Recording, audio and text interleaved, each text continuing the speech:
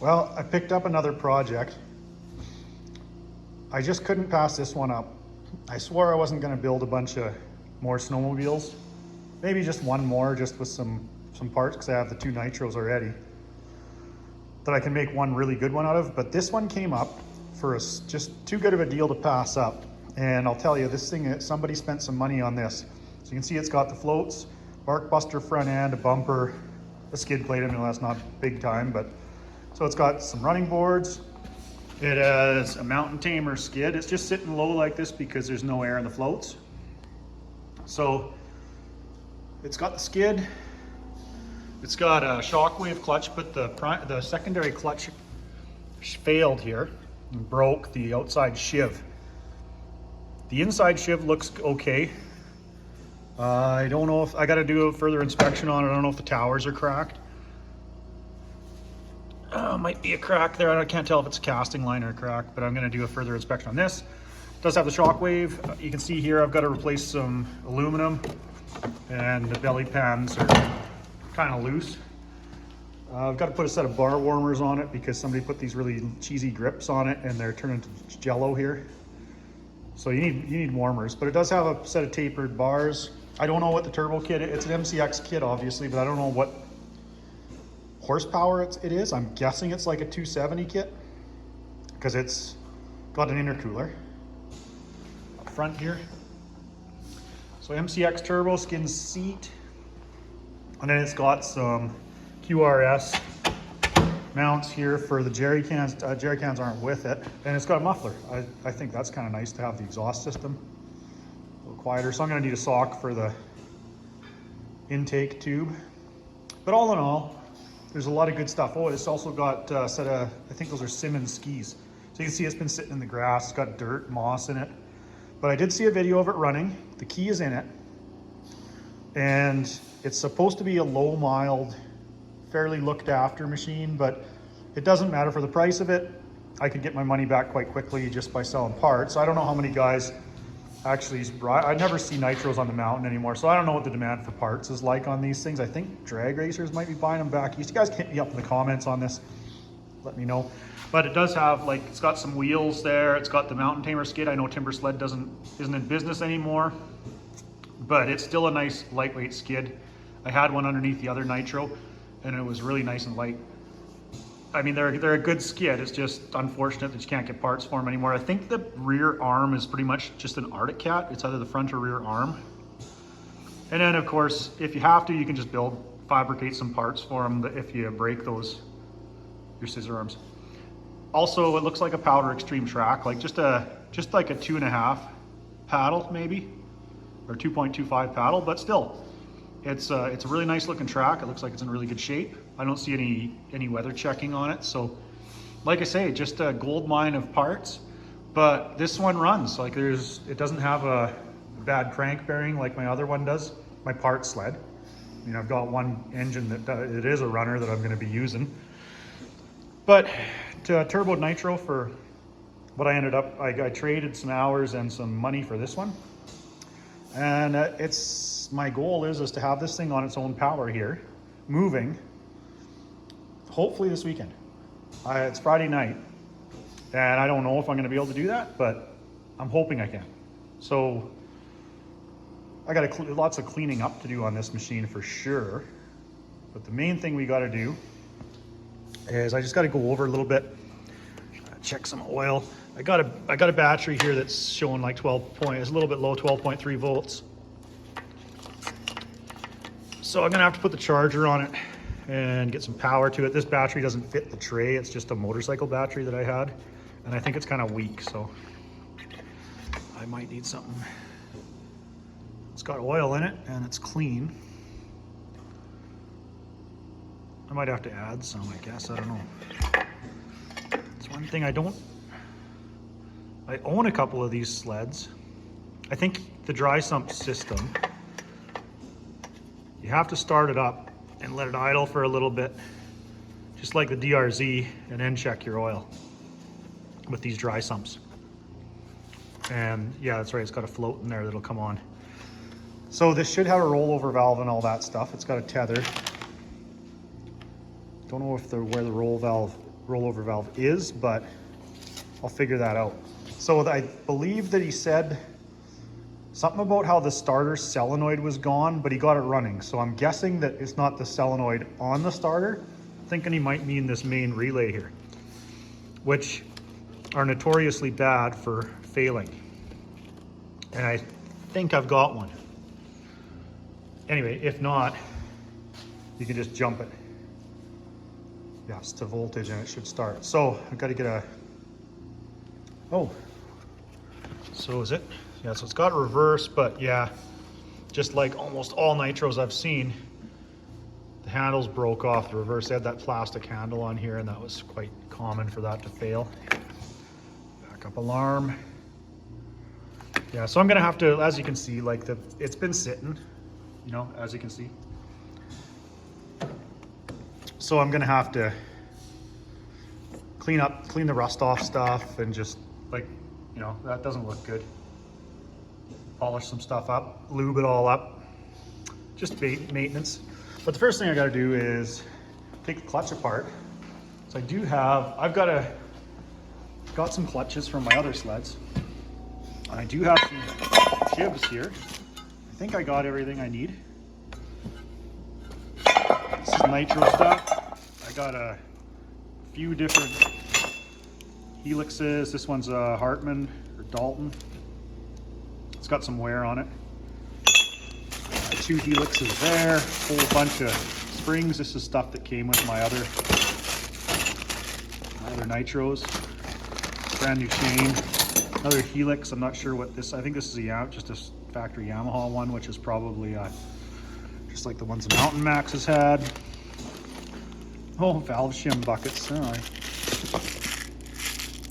I don't know. Some of these bushings and stuff are for the clutches, I think. Anyway, so it's gonna be. I'm looking forward to hearing this thing run again, because I did see the video of it running. So that's what the previous owner said. And getting this thing, yeah, looking a little bit better. I do have the front plastic, but it's, as you can see, it's showing showing some wear. I got a better hood. I did have a bunch of plastic around. I don't know what I've got left for these things. After the deals back and forth I made with the other Nitros, I can't remember what I got left. Some of the plastic disappeared that I wanted to keep, and anyways, it is what it is. The headlight mount is broke here, which kind of sucks.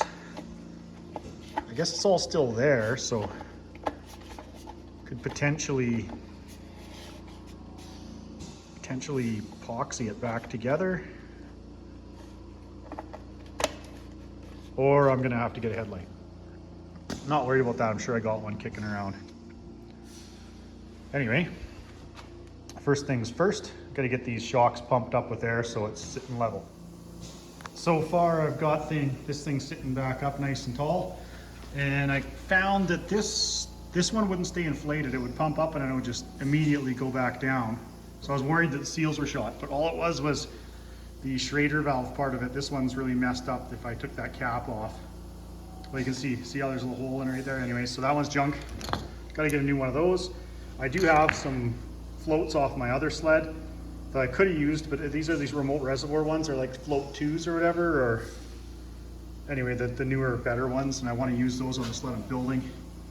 And if I don't have to change a bunch of stuff on this thing, I'm not gonna. So that's the first repair of the evening. And I'll just walk you around and show you how much better it looks. I just jacked it up to get some air in the floats. Let's see here. Let's see. Yeah, so I got about 90 PSI in there.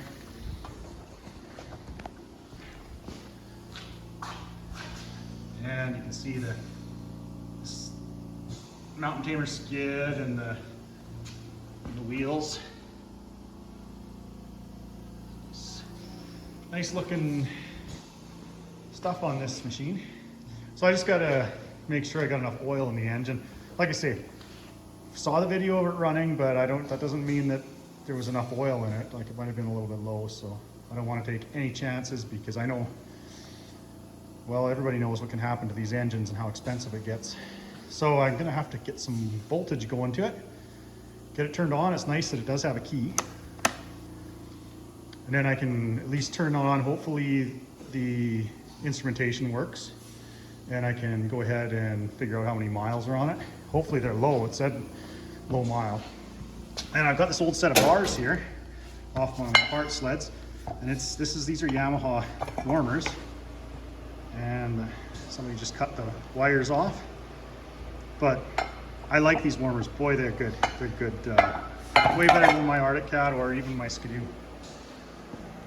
And I found that they just shrink the warmer wires here. Still got a control here for it. Hopefully we've got a thumb warmer still hooked up. I'll check, find out. But so far, a couple more repairs to. I don't know, I think I might call it a night here. Anyway, so far I'm quite happy with the way things are going. It looks better already. So I'm making some progress. Got my battery wired up here. It's a little bit janky how I got the ground on. Couldn't find the bolt for it. So I did have this spare solenoid. Well, this is a main start relay, and I don't know where it is. This is, I think, is one from one of my part sleds that I swapped in. I swapped that one in. This is the one from this sled. It's no good. And this is the one I think is out of my part sled. Turns out it's no good. So I know that the one, I do have another Nytro that I was planning on building that's stripped down right now. And I looked at the wiring harness and I can't find this. So I'm guessing that I had one good one, but I can't find it because that's a basket case right now, that Nytro. So where I'm at with it now is if you just, this red and white wire right here is going to feed your ignition. So when I check that I've got power to this post, if I jump these two, it will start and run, I'm sure. It will crank. I just got the engine to crank like once, but I want to make sure I got enough oil in it before I start cranking it over. I don't want to take any chances with this thing. So if you have this happen, I don't even need to turn the key on to do it, but I'm going to try to film this while I'm doing it. If I hook jump power to this, jam it down into here. It's pretty fragile connection here. Okay, you hear everything coming on. That's your ignition. I can turn my key on, but it doesn't. That is keyed power, I think, when you just jump it to that post. So I've got to get another relay. I was hoping to have this thing. I'm sure I could have it running if I just jumped that and maybe put a switch down there. So I might do that yet. Figure out which one is which. I don't have a manual for these anymore. I did have some manuals, but they got sold. So I was just looking at it and it looks like it's got 3,682 kilometers on it from what I can see. Check the mode. So it's got to check engine light flashing. I have no idea why it's on. You know, it doesn't surprise me that the engine light's flashing. It might go out when oh, you know what? It might just be because no, that didn't. Don't think that made a difference. The oil level float was not plugged in.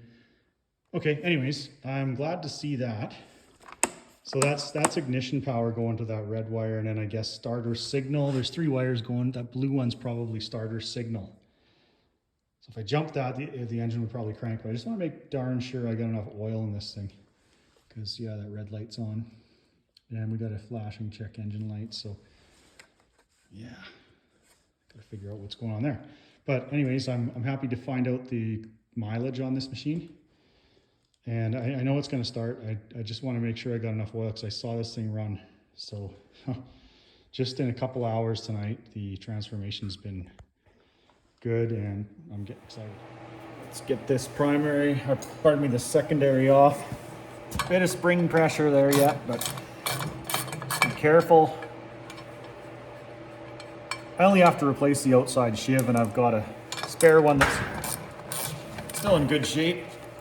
I'll throw that on there. Since I can't find my other primary, pardon me, secondary. I don't keep saying this is a primary.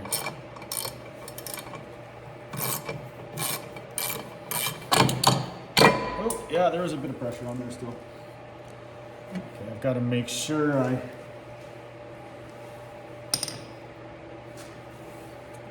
know which I'll just leave the spring in there, then I know which hole it's in. So I don't see any damage to the shockwave helix. Okay. I guess I am gonna have to pull it. Yeah, I'm gonna have to pull the inside shiv. I may have to, I think you gotta pull the jack shaft out on these. I'm not 100% sure. Maybe I won't. No, maybe I don't have to press it off. I think some of them have like kind of a friction fit. You gotta press them off. Or if the splines get rusty. This one does have some rust in the splines. Okay. Gotta get my impact. Oh, I don't know if I... Yeah, there we go. So that is 24 millimeter if you're doing this.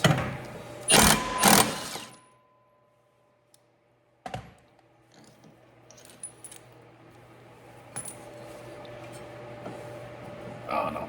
Yeah. Huh. Okay. I don't want to take any more of this apart than I absolutely have to, but I may just have to pull the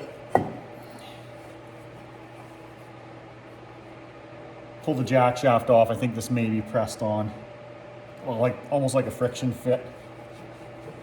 I think the last time we took it off the other machine, I had to, yeah, I think we just took the jack shaft right out, and the primary was, pardon me, the secondary again was, I stored it somewhere here, now I can't find it. Figure that one out. So anyways,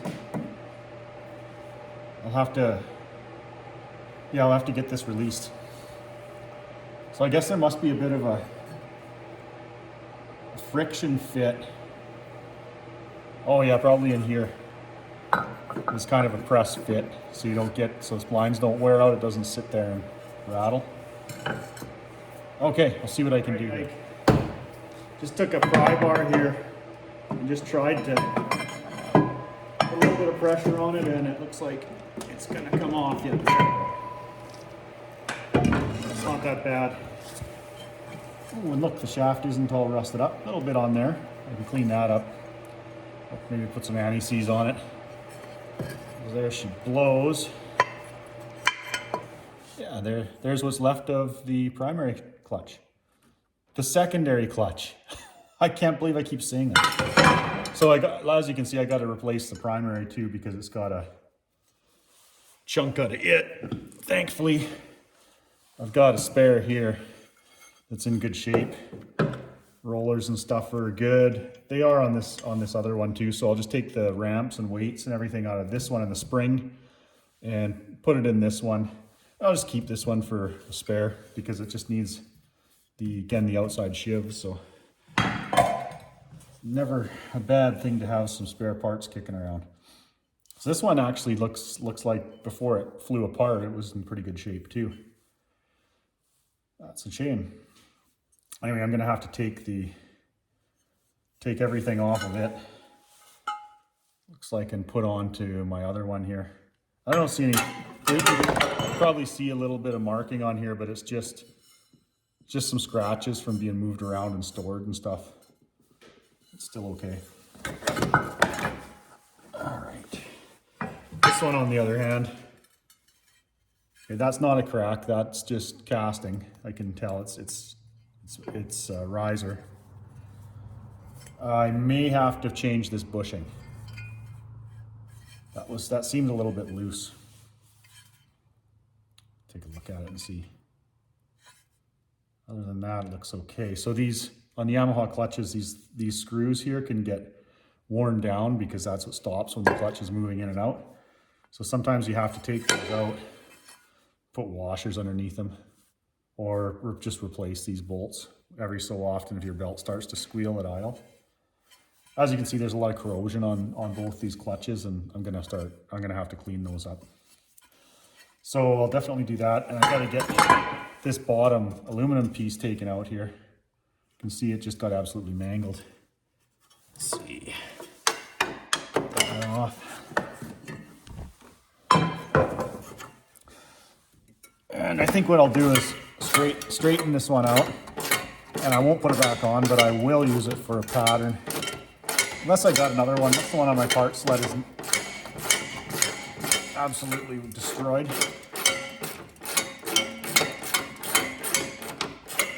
Oh man, this is taking too long.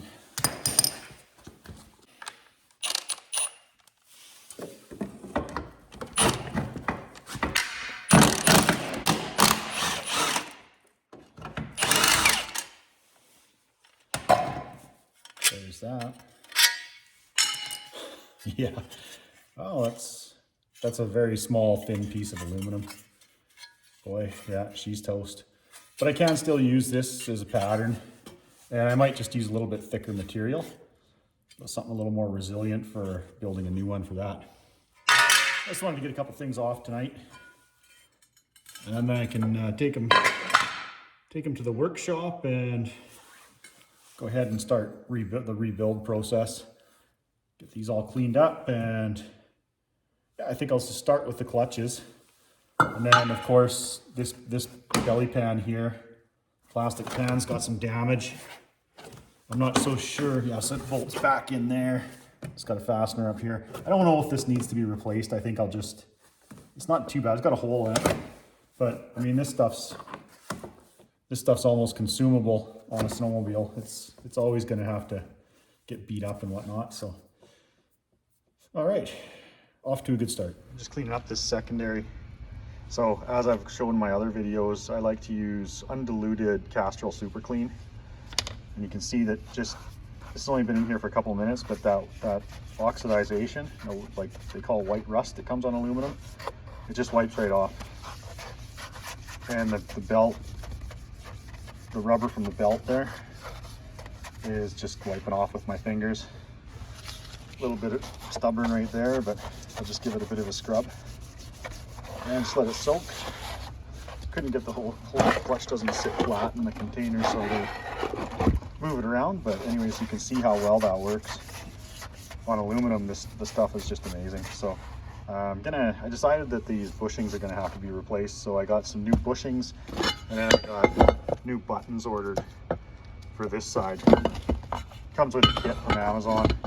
Use their stuff on this one, because these bushings were a little bit loose, and if you got your clutch apart this far, you might as well just rebuild them. So it's going to be a few days before I get the rest of the parts. Then I can get this back together. Obviously I didn't reach my goal of having it done on the weekend, but anyway, it's just the way it goes. Okay, I am still working on the Nytro, and it's been a couple weeks since I started. So my original idea was I'd have this thing running by turning the key and starting it and moving on its own power. So having a new clutch on it, or a good used one, by the night that I brought it home, basically that day. So that didn't happen, obviously. Anyway, I'm just learning a lot about the electrical on the Nytros. I can't find a very good schematic online. There's a few out there, but they're just so hard to zoom in on and stuff, like they're on TY 4-stroke and stuff. So what I'm finding with this one is it has a rollover valve, and it was 4-Stroke Solutions has built this one. I guess it's a very early model that uses this style of tether. So these, I guess there was problems with these. The owner of 4-Stroke Solutions has actually replied to my post on Snow West forums, and he said that sometimes moisture can get into these. He doesn't use these tethers anymore. So to jump your double orange here to the blue one, which has got some red tape on it, but that's the blue wire there. And that will bypass the tether, tell you if this is good or not. So I tried that, didn't work. Still no power with key on. So I followed it back, and he also told me that he uses the kill switch circuit to run the rollover valve. So it can also be the kill switch that could be causing this problem. He's very helpful. It was really good support. So I think he has a good product there. So what I did is I found that the red and white ignition wire is the one that there's ignition going to the key switch, but it's not getting to the main start relay. So if I jump 12 volt or battery power to the red and white wire on the main start relay, it would start. So it obviously travels through the kill switch. The kill switch is brown, it looks like, with green dots, and the red and white, of course, our red and white wire here. So all I did was make a jumper. I'll try to get this to stay in there with one hand. So that's our kill switch there, and then you can see where the rollover valve is spliced in here to the kill switch circuit. So now let's try and key on. Get my meter out of the way. See what happens when I key on. It's not making connection. There we go. Okay. So that's something to check. That's how you can check your kill switch, if your kill switch is working. Didn't matter which way. Oh, it was down. But anyways, it doesn't matter with it up. If I plug this connector back in, it still doesn't work. And I just was reading a post on, a guy had the same problem with a phaser, and he said that the kill switch was kind of, I think he worded it as a nemesis. So that's what's going on there. There's something else that I found here. There was another tether, this style of tether here. I'm not too sure if maybe the guy lost the cap for it. I don't know if that's a better tether or not, but it was wired into these orange wires, and look at how somebody connected them with a Moret, and no weatherproofing or anything. So really cheesy. So I'll just get a good barrel connector and shrink seal it on. So I've got a lot of the wires exposed here. I got to put some more zip ties on. I'm just going to clean them up a little bit too, because there's some stuff like this I'll have to try to deal with there. So I'm glad I found out what was wrong. I'm going to have to get a kill switch either ordered, or I'll see if I've got one on my parts sled that's still good. That's just moisture and stuff in there from this thing sitting. Or maybe I can just get a aftermarket kill switch and mount it somewhere down here, and then just maybe take this one out of the handlebar and put a plug in there and then wire in a different one. I'll figure something out. I have to get this sled rolling on its own power and working with the key, because a friend of mine is going to buy it. He's agreed to buy it. So I've got to get it ready. He's coming out here over the holidays to stay with me, and he's going to want to hear this thing run and probably take it for a ride. So now I built a new belt guard for the bottom. I think I got a top belt cover from my parts sled. Got to straighten some stuff out. So here's the deal with the clutch. I ordered a clutch from a guy out in Winnipeg, Manitoba. No, he was in Edmonton. Anyways, got a clutch off Marketplace, a used one. Got it home the other night. I was going to put it on the sled, so it didn't have a spring or anything in it. He gave me a helix, but I was going to put some new sliders and stuff in here and bushings. And look at one of the towers is broken off this one too. So it's always the inside shiv that breaks on these. I had two shivs that I was going to use. Where's my other one that I had down at the shop that I washed with super cleaning? You guys saw that. There it is. So it's got some heavy corrosion on it, but what was it on this? Oh yeah, this one is all cracked up too. When I got further inspection, there was a bad crack right here. So this one was going the same way. I think there's a bit of a crack there. So once I got it all clean, I realized that I'm not able to use this one. That's probably why it was all taken apart and in a box of parts I got with my Nytros. So that's scrap. And what else? I got a couple of outside shivs. That's not a crack, that's a casting line. So I've got, I think, three here. This is the inside and it's broken too. That's the one I got from Edmonton. So thankfully this came off Marketplace and the guy was good enough to send me my money back, but I still had to pay the shipping. So I'm out the shipping on that. And fortunately I ended up getting the primary, or the secondary. I don't know why I keep mixing that up. The secondary clutch off of my parts sled showed up. I was able to locate that, so it was a good secondary. I rode the sled that it was on, and it's got the shockwave and everything. So I'm just going to clean the primary up. You can see where the belt slipped on that. Oh no, I have to replace the primary, so I'm going to use the one off my parts sled, which really sucks because when I go to build my Nytro, I'm not going to have clutches now. That's life. I got to get this done. So tonight I'm going to pop this clutch off. Hopefully it is not corroded on there too badly. Now that I know that it's a kill switch, I'll have to bypass the kill switch for now, or else I think I'll just bypass it. It's got a tether. That's good enough. We can turn it off with the key for now. And then I'll find out if I've got a spare kill switch that's good. So you can just put your multimeter in here and check for continuity and plug it'll overload, it'll be open, and then hit your kill switch. And if it doesn't make a connection through here, continuity, or release your kill switch, then you know it's your kill switch, and then jump it with a jumper wire like I did. That'll diagnose your kill switch on these sleds. So I haven't done a ton of work on these. I took one apart, a Nytro, but I haven't done a lot of work, like maintenance work on them. So I'm still learning. I'll pass that knowledge on to you guys. So that is my project for tonight. I'm gonna get that off. I'll probably fix that blue wire connection. But I think I'll go after that clutch because I've got to take all the weights and everything out of this clutch and the spring and put it into the other one, because this is a higher horsepower turbo kit than the one that my other sled that it came off. I've also got to pull the headlight out of my part sled because the headlight in this one looks like that. Back of it's busted right out. Bulbs are still good in it though. Anyways, I guess I'm gonna go after this clutch next. That's the next biggest thing. All right, got a 22. I really hope that this thing isn't too tight. Got a Yamaha clutch puller here. Ooh, it's got a little bit of a bend in it already. I think that's from the other Nytro that I got the clutch off of. It took a bit of a grunt to get it off, and I think this one's gonna too. Let's see what happens. I'm just gonna heat it up, get her nice and hot. I really don't want to use the water trick on this if I don't have to, because then I gotta lay the sled on its side, and I just don't want to do that with a 4-stroke. Even though I'm sure it's okay to do if you give it enough, if you give it enough time for the oil to settle back into the reservoir. Anyways, gonna get her as hot as I dare. Okay, come on, stupid torch. Come on. There we go.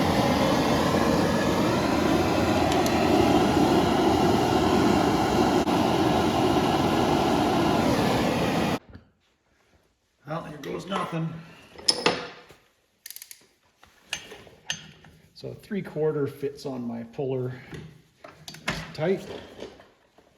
I had a pry bar here. Okay. Let's see.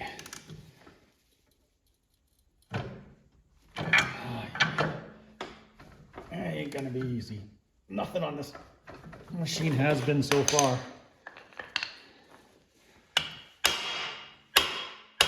Really don't like doing that either. Oh, yeah, she ain't coming. All right, that's not awesome.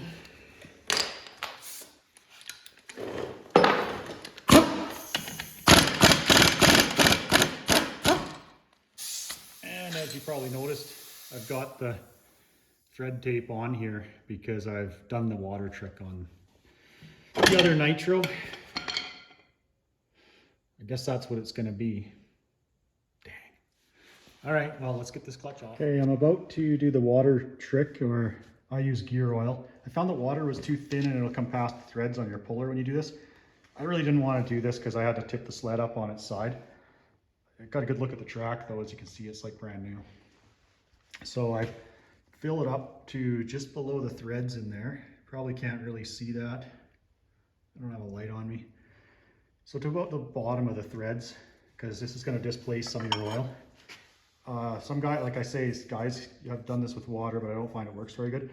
And you got to put so much thread tape on there that it almost doesn't even fit. Now, see, I got too much oil in there still. I'm just going to draw some out with my syringe here.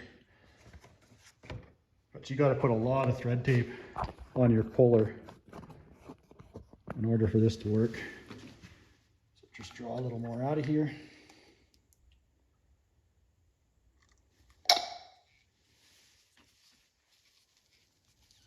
And yeah, a little bit too much. It's a mess. It'll make a mess when you do this.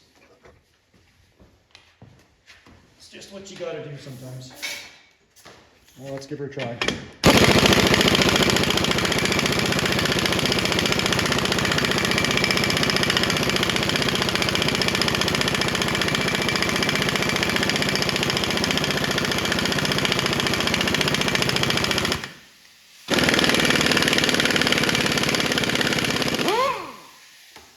Probably bent my puller. Well, surprisingly not. Well, I'm gonna have to try it again. So I got a little more gear oil in there, and I heated it up some more. Put some more tape on my puller. Try it again.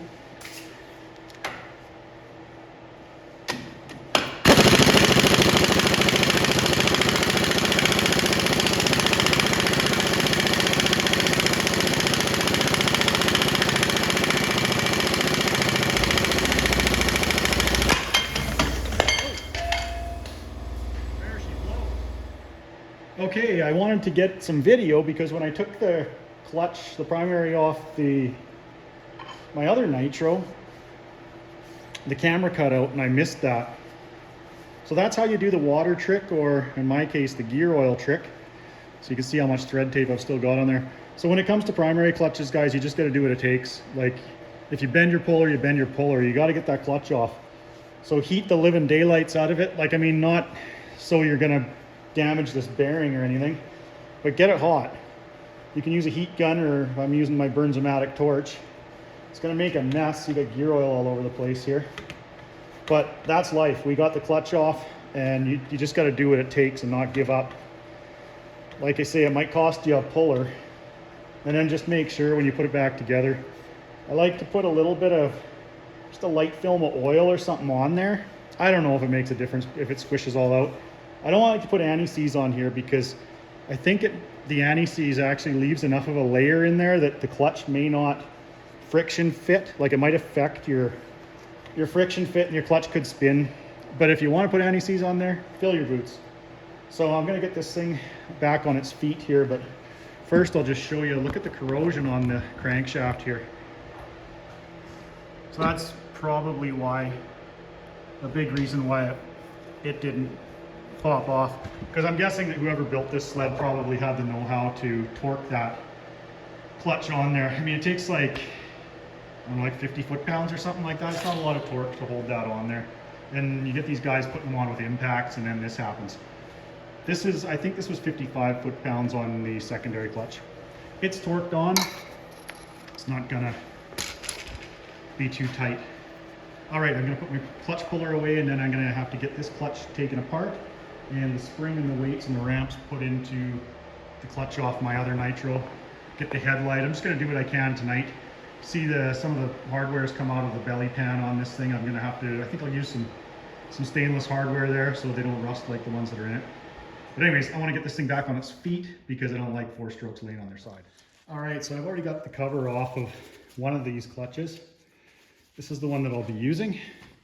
This is the one that has damage. I'm tempted to weld this.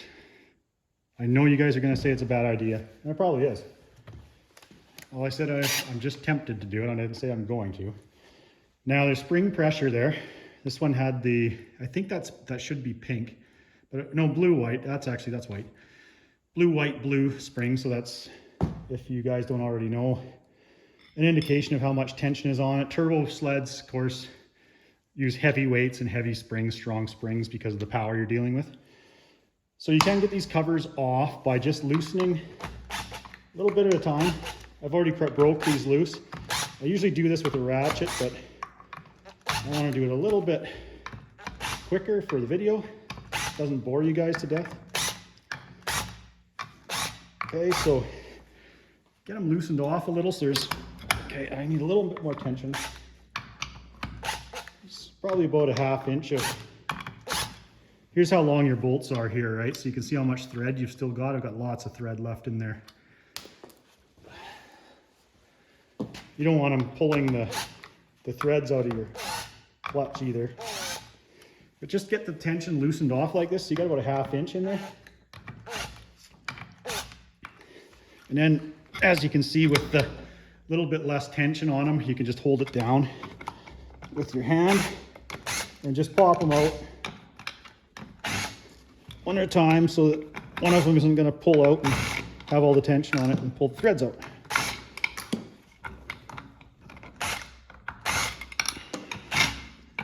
And I'll probably go all over the place. And then take your cover off. So you got a bushing in here that can be replaced. There's bushings in here.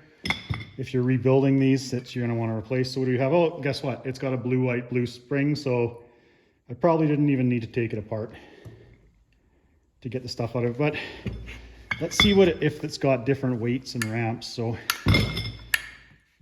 you got your holes there. These ones are weighted up. pretty heavy. They've got numbers on them. These ones also have both weight in both holes on this one. This is the clutch that I'll be using. Check your rollers, make sure they roll and that there's not too much play in here. You can buy new bushings, new rollers for these. And each roller, this one has one groove. They're a little rusty, but you can see there's a groove on the side. So there's grooves, there's single groove, double groove rollers. They'll give you different diameters for different applications when you're running turbos. So I just got to find my numbers on these weights. Okay, so as you can see, these are probably aftermarket weights. Looks like 356, 00 on that one. Let's see what we got on the primary that came off the sled. These are 8DU00, so see if the profile is different. No, profiles look pretty much identical. Let's see. There you go. I'm tempted just to use the same weights. I can't really see. No, those are the same numbers. I can't really read them. It looks like 8D5. And they're the same. Okay, so I'm not going to bother changing weights. I am just going to take the clutch with these good towers that aren't broken and put them on the other one. So you've got some plastic bushings in here you can check. Like I say, there's bushings in here. I guess that I haven't taken one of these apart, like I haven't separated a primary yet, but I guess this is the spider is threaded on, and you need some special tooling. Some guys are making the tooling themselves. And I think this is right-hand thread, so you would tighten and it would loosen, it would come off. That's how apparently you separate primaries. I don't have to separate primaries, so I'm just gonna take the spring, because I know the ramps and everything are the same. So I'm just going to put this primary back on the sled because it's already got all the right stuff in there that I need. So, oh boy. If you have a press, I've got my arbor press, but I can't lock it down as far as I know. But if you got a hydraulic press, the best way to take these apart and put them together is just press that spring down with your hydraulic press. I'm gonna have to rig something up to do that. I'm not lined up here. Come on. Okay, to do that. So I might try and find a washer that I can put on my puller and just pop that in here to hold it together, and then I'll tighten it down just gradually with these bolts here. That's one way to do it. I've done this with my old Mountain Max and sleds that don't have such heavy springs. It's pretty easy. You just push down like this, hold it with one hand, get your bolt started, tighten it down. I might have to do that tonight too. See if I can find an easier way to do it. All right, so that worked. I found a washer that was the right size to get in there. Pull and fit over my puller, and then also push down on the clutch cover so it compressed the spring enough that I can get these started. You know, you're going to want to thread them in a little ways so that it doesn't load up one set of springs, or maybe one spring, and pull your threads, of course. Okay, we'll get that in. In the end, I didn't even need to take the clutch apart. Oh well, I did. And that's all good. Normally I'd do this by hand, but if you're careful, you can do it with your power tool.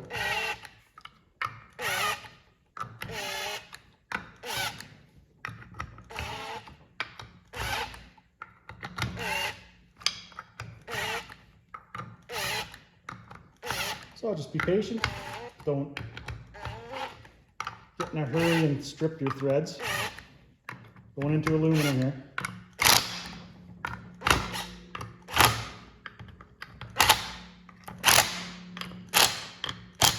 Okay, I'm just gonna snug them in there like that. I'm not giving it much power. Get that puller out of there. I don't know if oh, okay, so there's a bit of thread tape on there. That's why the puller went in a little hard. That's okay. All right. Oh, actually the threads, no, it's just a bunch of tape stuck in there from, remember I had to use the water trick on this clutch to get it off the original sled it was on too. So I've got enough stuff in this clutch that I can build one. I've still got another clutch on another Nytro that is a part sled that I can use when I do my build, so that's good. Now this thing's ready to go on. I haven't torqued these. I'm gonna wait until it's on the sled to do that. I don't think I have my small torque wrench at home right now, so I'll bring it home and torque those up. Now I'm gonna clean up the crankshaft, and I'll probably have to clean this up too. I'll get some emery cloth, clean the clutch up. See the taper in there. It does have some corrosion. So definitely want that nice and shiny and clean. And we will be using the correct torque spec to torque this on, so we don't have to fight it if we ever have to remove the clutch again.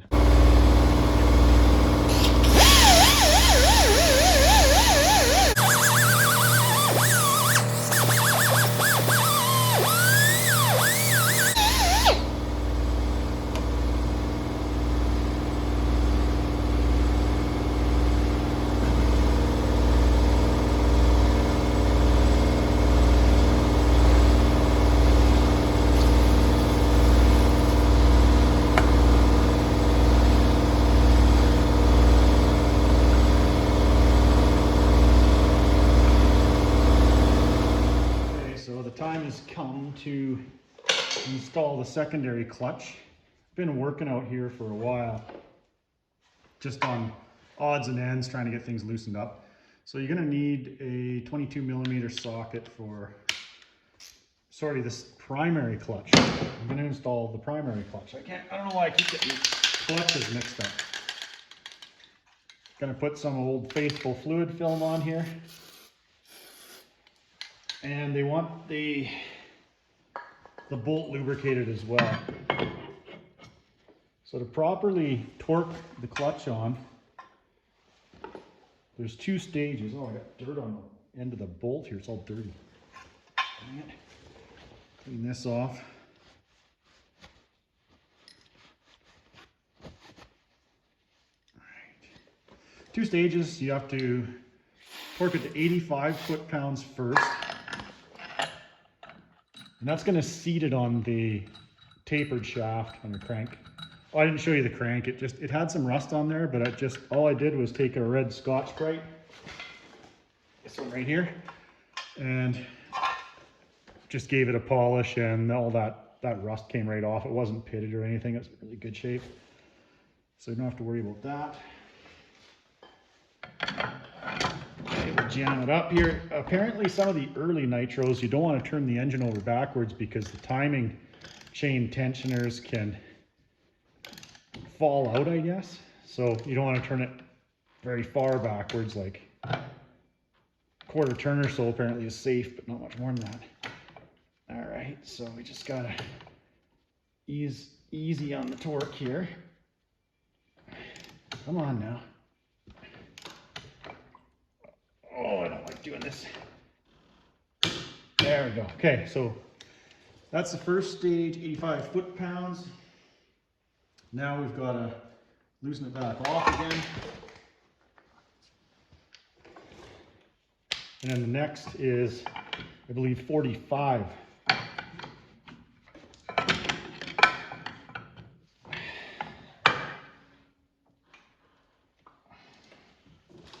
All right, and I'll just reset my torque wrench.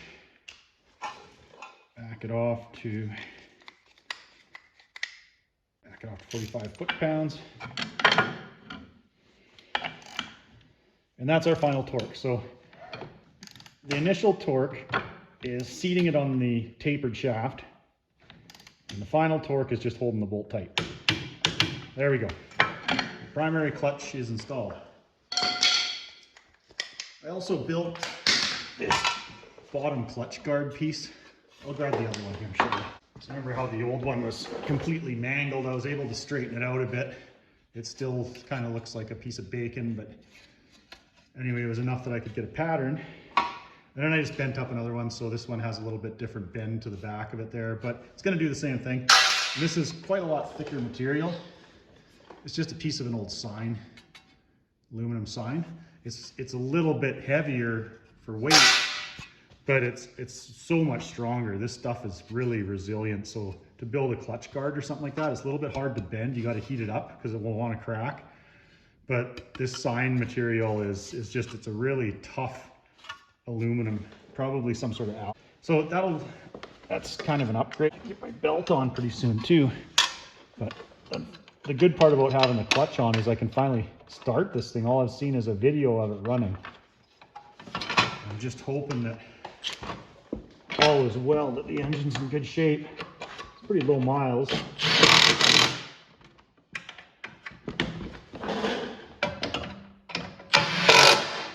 All right.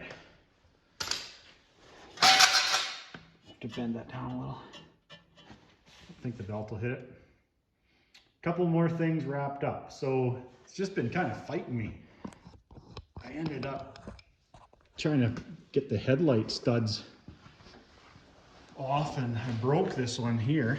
I'm gonna put this other headlight on off my parts sled.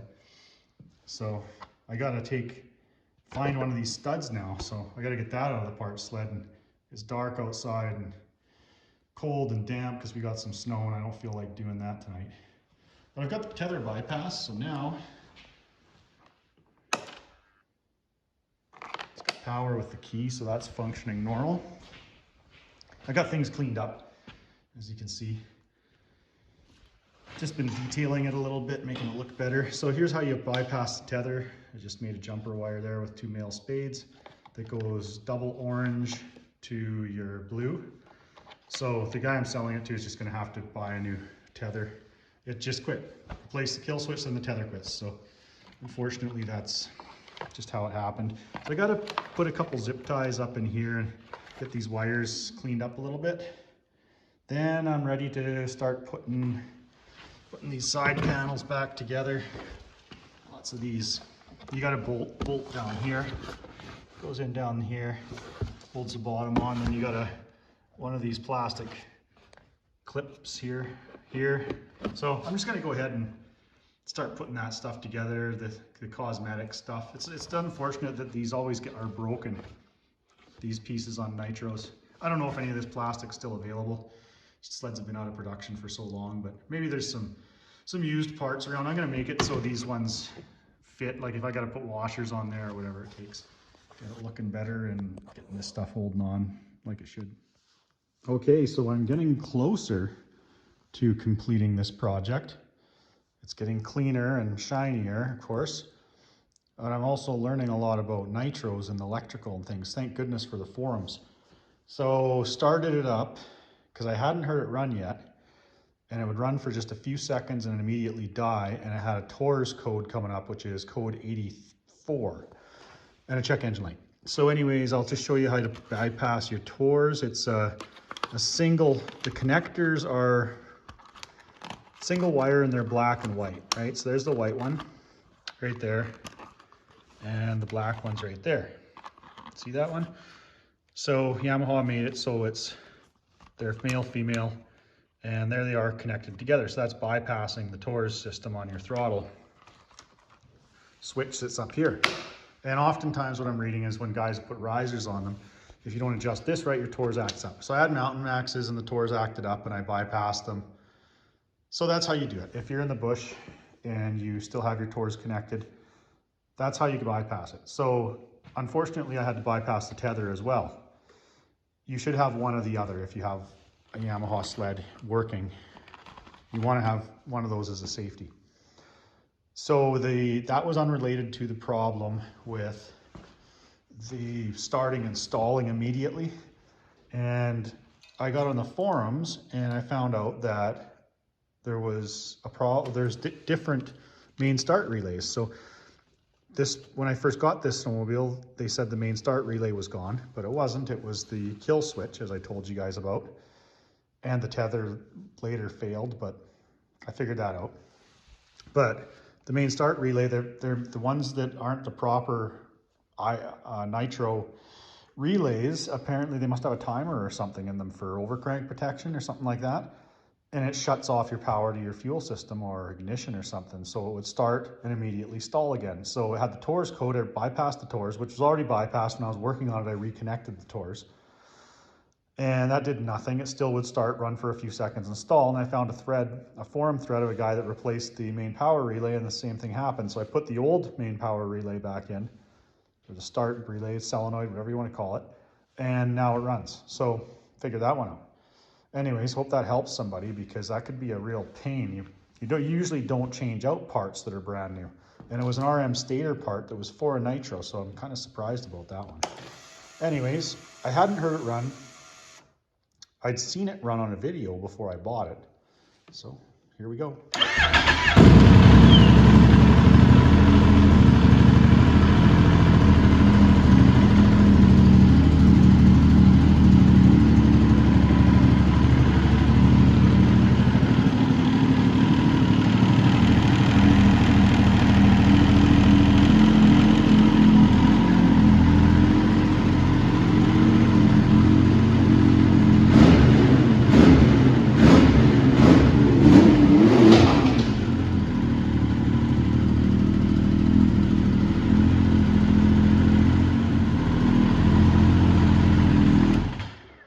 So it still has a code coming up, and that's just for the handlebar, the warmers. So that's code 81 for handlebar warmers. I just wanted to get the track turning because I wasn't sure if, you know, how the clutches are working and stuff. So unfortunately it spit out the dolly.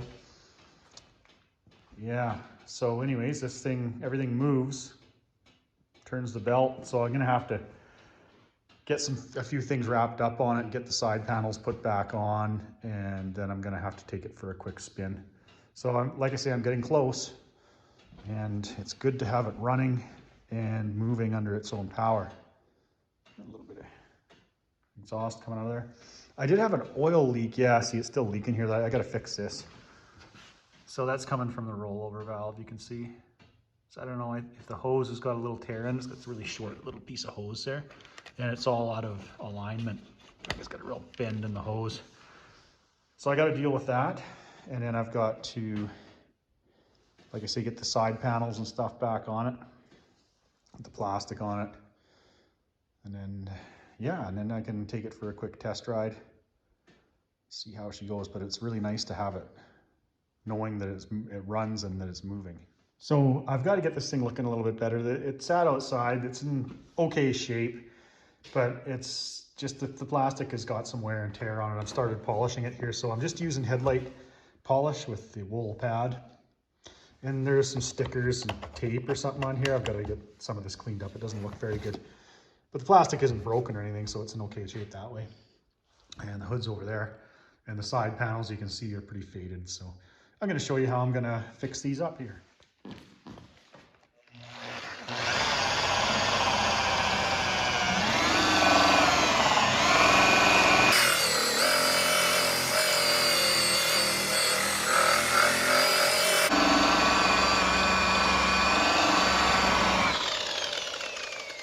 I don't know if you can see that, but it's working pretty good. I'm just using headlight polish. Just gotta get some more on here. Oops, that's a little too much, but whatever, it'll work. This stuff does a pretty nice job of any kind of plastic.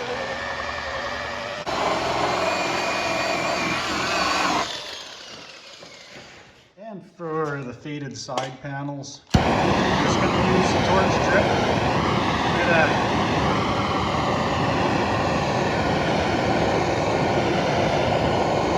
That look right off of these panels. Makes them nice and shiny.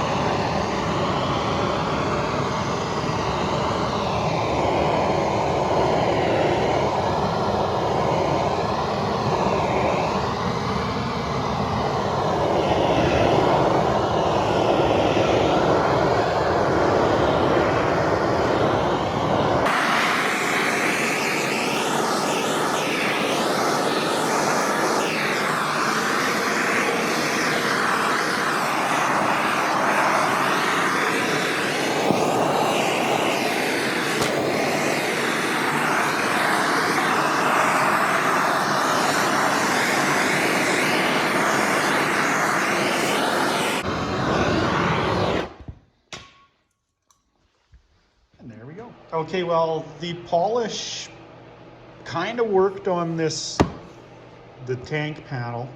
That looks better than it did, but it didn't polish out like I thought it would. But the hood, it didn't work on. And I don't know what this is. It looks like somebody painted something in a shop and this hood was in it. If you know what I mean, this looks like overspray. It's the only way I could get it off. Grab my scraper here. The only way I could get it off is to scrape it. See how it's coming off?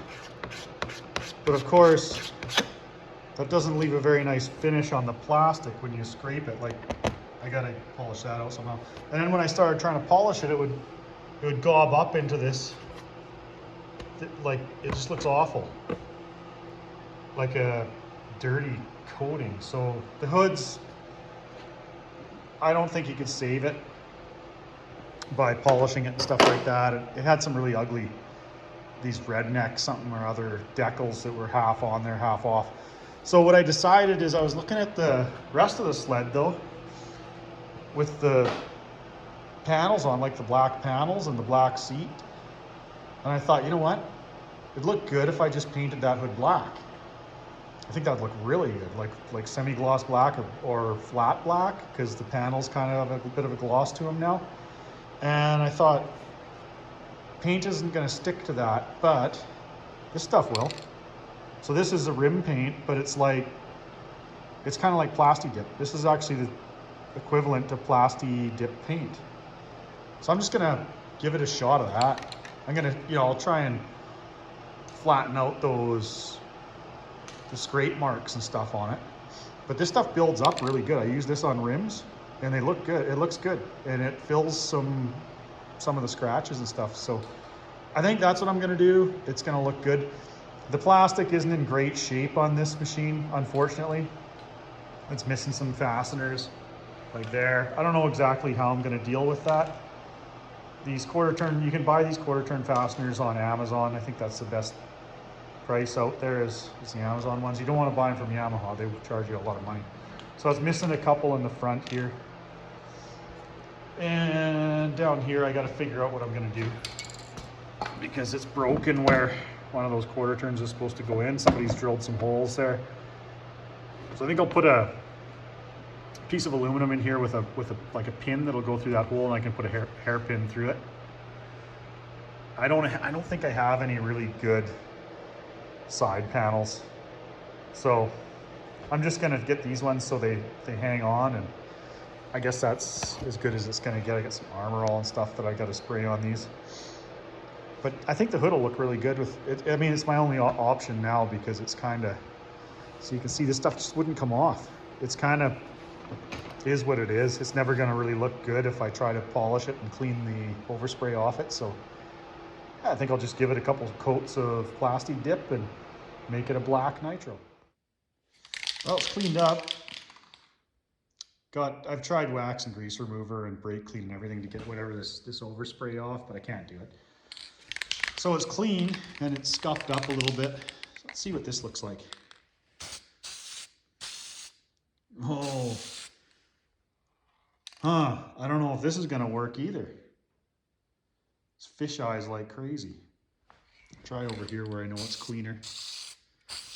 So the first coat I've got to go super duper light on anyway. It doesn't look good. There must be something on there still. I might have to just, oh, geez. Can't win for losing. All right, well, oh my goodness, that looks awful. Well, I'll see what I can do here. I'll have to clean it, I guess, a little better and see. Maybe there's still some oil or something on there that I couldn't get off with the wax and grease remover and brake clean. Wow, this is really fighting me. Well, surprisingly, all those fish eyes went away. I just gave it about 4 or 5 coats. You're supposed to do like 10 coats of this stuff. Unfortunately, it does shrink, and where I sanded some of that brown stuff off, it didn't fill where I sanded it, the scratches. But anyways, that looks better than it did. I should have I didn't realize that that's not a gloss or a matte finish. I would like to have flat black instead. So I can always go get a can and just do one more coat of flat black. So I left it kind of rough there. I didn't want it too shiny because it'll just show off all the scratches and everything if I do. So that's kind of the finish that it's going to have. Get it on the sled and see. All right, I got this thing back together. It's running. Floats are all pumped up to 150 psi, holding air pressure. The hood's on it. Like, the hood's rough, but it actually turned out pretty good with the paint that I put on it, with that plastic coat stuff or whatever it is. So that's what she looks like all together. I'm pretty happy with the way it turned out. I still got to clean it up a little bit. Like, it's still a little bit dirty, and I've got to get some of those quarter turn fasteners, like a Zoot fastener that Yamaha uses, ordering some of those up. I'm just going to leave it the way it is because this sled is what it is. It's kind of rough, just the hood and the side plastics. I got to get the bar warmers on it. I don't have the grips or the warmers yet. They're ordered. Other than that, it's just about ready. Like, it's just about completely finished. I've got to put a tether on it too. So that's the way she's going to sit. I'm going to take it for a quick ride here. I just want to show you guys what it looks like. It's still for sale. The sale didn't go through, so I'm just going to take it for a quick spin here and see how it rides. And then I'm going to, once I get the warmers and the rest of the parts, just a little bit more cosmetic work, make it look good, then I'm going to sell it. So it's still for sale. It is what it is. It's a little bit of it's a little bit rough with the plastic and that, but I am quite happy with the way it looks. You guys know that if you ride sleds, the plastic's not gonna be perfect if you want to do the kind of riding that's fun. So I just wanted to leave it at that, guys. This video is getting really long. Well, just when I thought that I was gonna end the video, I gotta tell you guys what happened. I kind of got burned on this one. I started it up and it's leaking oil like crazy. It's rattling. I thought that was just a clutch because they're known to with the heavy weights for the turbo kits. But unfortunately, it's also leaking oil and it runs like not good, like not power like a turbo nitro should make. So the engine is burning blue smoke like crazy. So it's got a bad piston or something in the bottom end of the engine. I'll see if it'll start here. I'll show you how much blue smoke this thing burns. At first it's okay, but once she starts warming up here,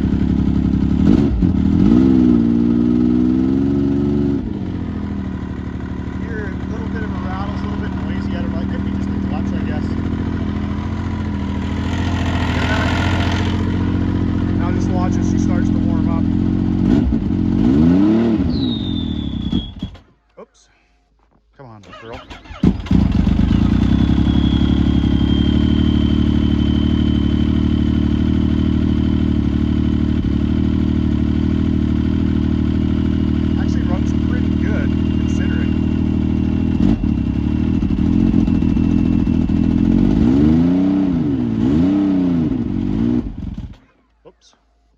I don't know why it's stalling either.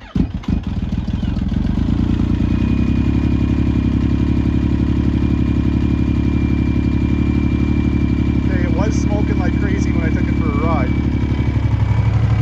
See when the oil leaked. I don't know why I guess it's just got to warm up a little more. Holy cow, this is crazy. I swear I was smoking like crazy. Yeah, see, it's starting to now. You see a little more. Stumble and stuff. Gotta warm up a little bit. Yeah, there she goes, see? Belt's dragging a little bit, so that's not good either.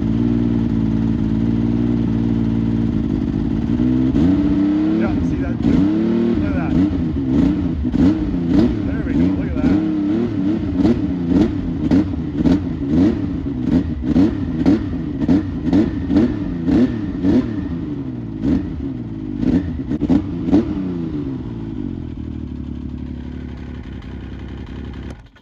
Anyway, guys, I don't know what's really wrong with it. I'm selling it as is. Like I say, I kind of got burned because I'll probably get my money back.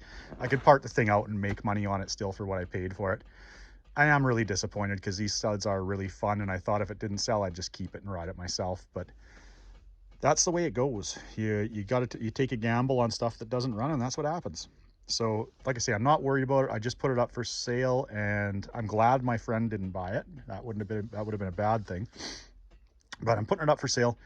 Maybe it's turbo seals. If, you know, it could be turbo seals that are gone. That's why it's puffing when I burp the throttle like that. But who knows? That's somebody else's problem now. I don't have time to keep working on it. As much as I'd love to, I got other projects I got to get to. Disappointing, but at the same time, that's life. So I thought I thought the video was over last time, but I took it for a ride, and it doesn't make very good power. So I guess it could be the turbo seals leaking and it seized up or something, or, you know, it's starting to seize maybe. I don't know. Like I say, that's somebody else's problem, but I'm gonna try and get rid of this one as is. So that's the way she goes, guys. You gamble on projects like this, and sometimes you win and sometimes you lose.